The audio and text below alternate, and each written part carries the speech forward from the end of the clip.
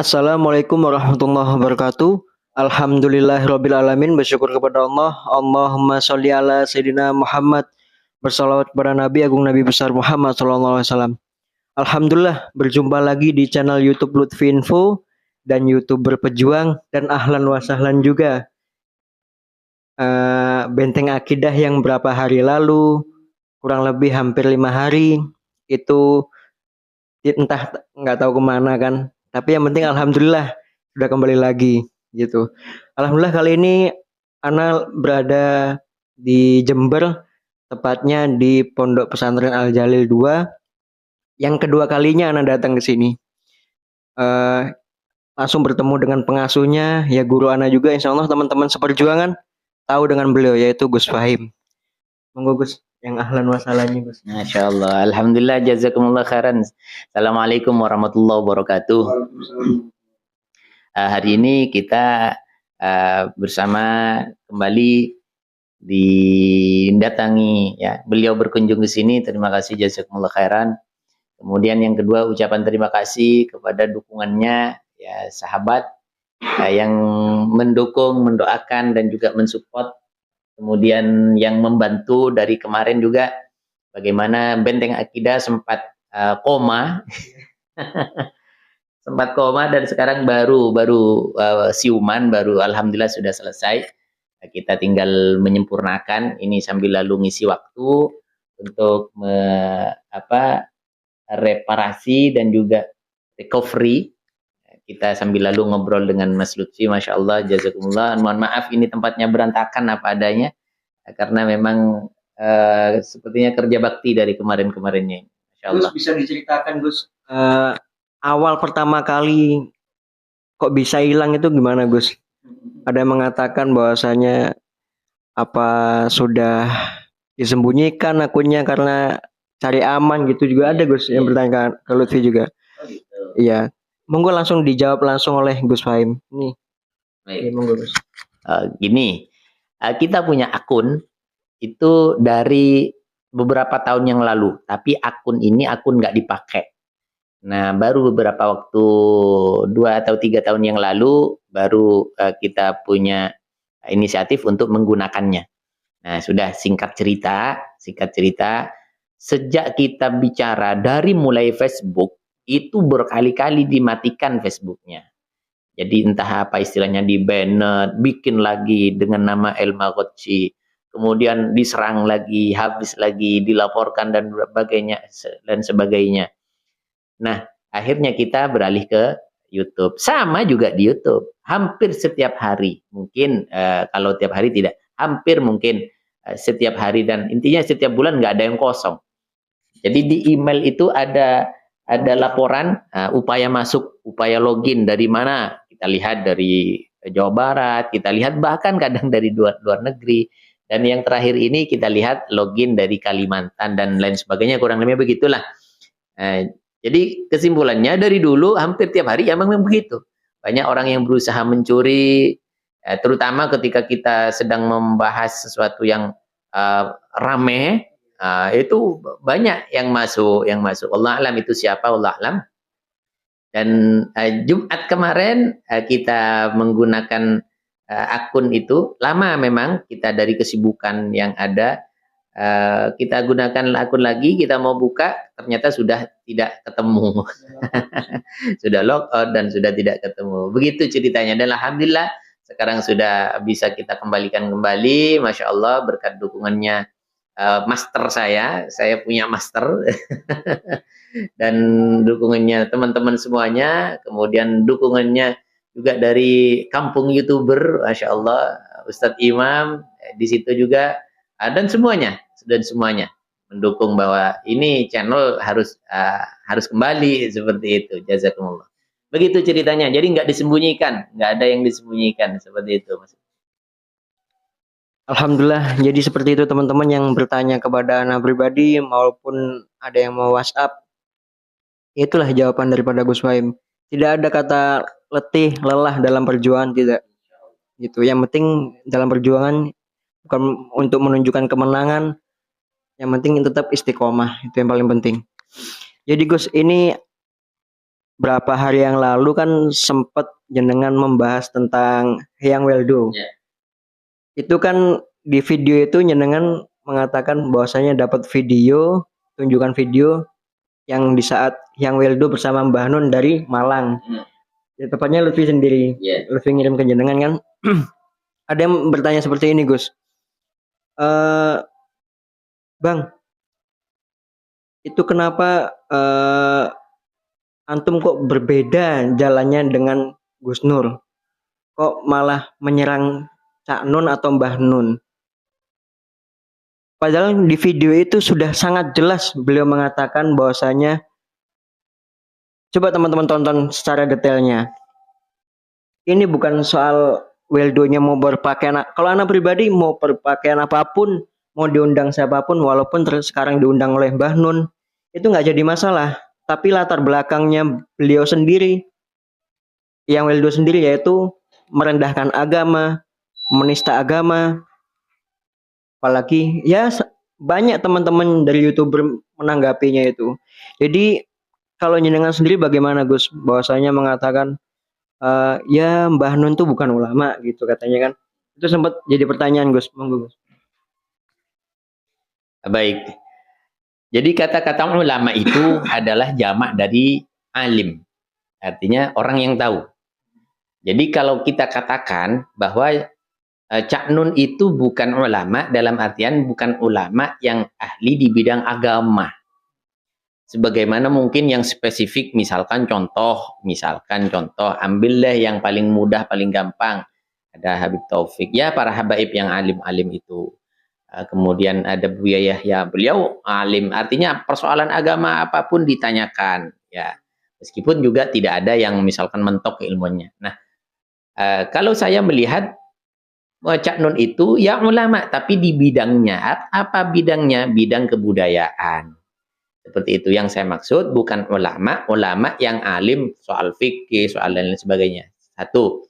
Kemudian saya lanjutkan dengan adanya itu pembahasan kenapa itu ada disangkut pautkan dengan Cak Nun. Malah kita ingin ingin membantu menyelamatkan, membela statusnya Cak Nun supaya tidak terseret dengan kebobrokannya si Weldo. Saya katakan kebobrokan apa? Saya katakan si Weldo ini bobrok. Kenapa? Karena dia itu menggunakan kata-kata Islam dan syariah, ma'rifat dan lain sebagainya, tapi dia sendiri nggak pakai syariat.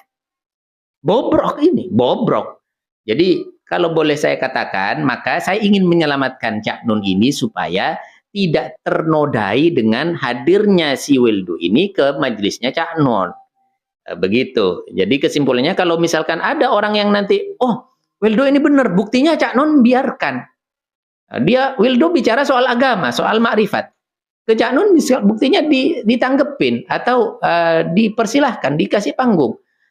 Cak Nun itu bukan persoalan, beliau budayawan, silakan mau nanggep siapa, semuanya masuk, bagus seperti itu. Tapi jangan malah diseret, diopinikan bahwa pembenaran terhadap si Weldo karena diterima oleh Cak Nun. Bukan, itu salah fatal. Jadi kita nggak usah jauh-jauh, entah itu nempel kepada siapapun, nempel kepada Gus Dur, nempel kepada Habib Rizik sekalipun, kalau dia sendiri sudah nggak pakai syariah, udah selesai. Kita nggak punya panutan kecuali Al-Quran dan Sunnah, hadis, ijma, qiyas, fikih kita punya jelas. Kalau memang haram, kata ya sudah haram. Buka aurat seperti itu, ya haram.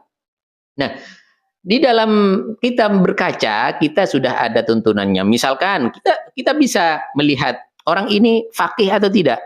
Kalau ingin melihat orang ini betul-betul faqih dalam persoalan agama, lihat caranya dia sholat. Jadi misalkan contoh kecil, orang yang kelihatan alim fikih atau faqih biasanya khutbahnya itu singkat. Lalu sholatnya panjang. Kan banyak sering kebalikannya. Kalau khutbah Jumat, sampai jamaahnya sampai ngantuk-ngantuk. Sholatnya cepat. Jadi kalau dia berarti tidak faqih. Kurang alim di dalam persoalan agama. Ini salah satu contoh kecil. Jadi yang faqih itu biasanya khutbahnya singkat, lalu sholatnya panjang.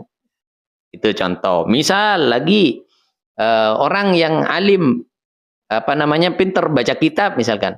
Salah satu harokat saja itu kelihatan bahwa kualitasnya segitu dari awal sampai akhir yang nggak bisa baca kitab. Satu saja misalkan, sami'tu Rasulullah sallallahu alaihi wasallam. Itu Rasulullah dhamma menjadi harusnya fathah, Rasulullah karena menjadi maf'ul dibaca Rasulullah. Padahal kata dhamma seret. Itu sudah menjadi poin penilaian bahwa dia tidak paham soal kitab hampir sepenuhnya. Karena di bidang itu saja tidak bisa memahami. Ini contoh, banyak indikasi-indikasi. Nah, kembali kepada si Wildo, ketika ada yang bertanya, tanggapin Wildo, dia bicara makrifat, ini dan itu, ini dan itu. Setelah kita lihat pertama kali dia sudah tidak bersyariat, ya sudah, ngapain nanggapin orang gila gitu loh. Artinya apa? Kenapa saya katakan orang gila? Mohon maaf. Artinya, al-junun funun. Orang gila itu banyak macamnya. Gitu. Bukan berarti saya menjelekkan, enggak. Contoh misalkan, orang mau makan saja, misalkan lapar nih, saya pengen kenyang, tapi enggak mau makan. Itu sama saja kategori atau bagian dari orang-orang gila namanya. Pengen kaya, pengen dapat duit, tapi enggak mau kerja, itu gila. Gitu loh.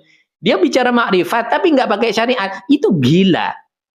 Nah, dari situ saja sudah kita lihat. Nah, terakhir contoh nih, mari kita tes logika dan akal kita, rasional kita tes coba. Misalkan ada orang kemudian datang ke Mas Lutfi, orang itu bawa pakaiannya compang-camping, kemudian dia kumuh, dia tidak pakai sandal, lalu datang ke Mas Lutfi. Mas Lutfi, saya ini hebat di urusan ekonomi. Di rumah saya mewah. Saya menawarkan bisnis dengan Mas Lutfi senilai 50 miliar. Mau nggak? Kira-kira Mas Lutfi percaya nggak? Dia orangnya compang-camping, nggak pakai sandal, dia nggak meyakinkan pakainya begitu, lalu menawarkan bisnis 50 miliar.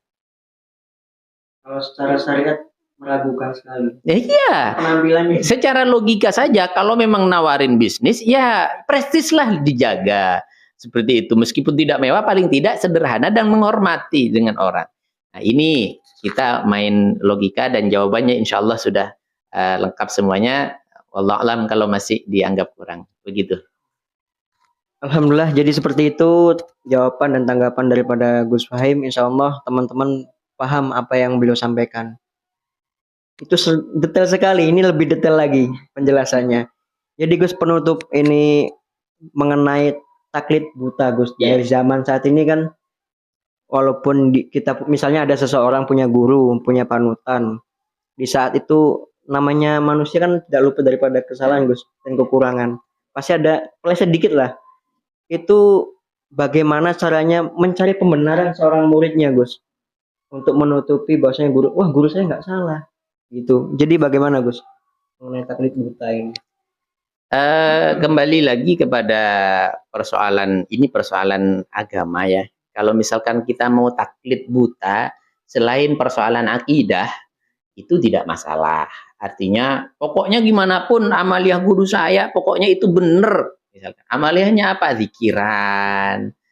Kemudian dia sholat, setelah sholat rawatib, kemudian ya zikiran dengan jahar suara keras. Dia nggak tahu dalilnya, pokoknya ikut guru, nggak masalah.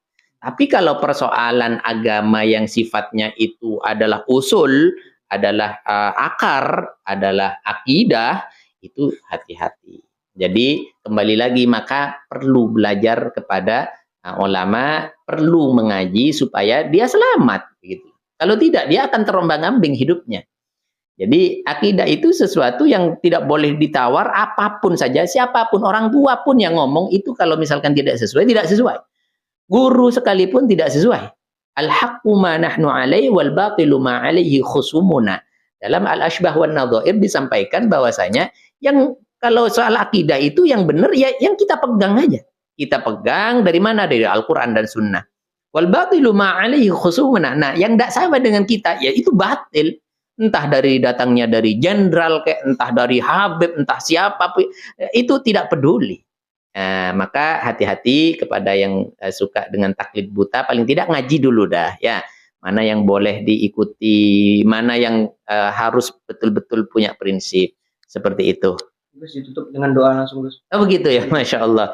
Baik, kita akan menutup dengan harapan doa bagaimana kita menjadi orang yang berilmu, bermanfaat dan barokah. Rabbana anfa'na bima 'allamtana, Rabbi 'allimna alladzi yanfa'una, Rabbi faqihna wa faqih lana wa qarabatil lana fi dinina. Semua keluarga kita dijadikan ahli fikih, ahli agama, ngerti agama, dan akhirnya di akhirat kita akan mendapatkan syafaat Rasulullah sallallahu alaihi wasallam. Ya rabbal alamin. Al-Fatihah. A'udzu billahi minasyaitonir rajim. Bismillahirrahmanirrahim. Ta'ala ihdinas siratal mustaqim, siratal ladzina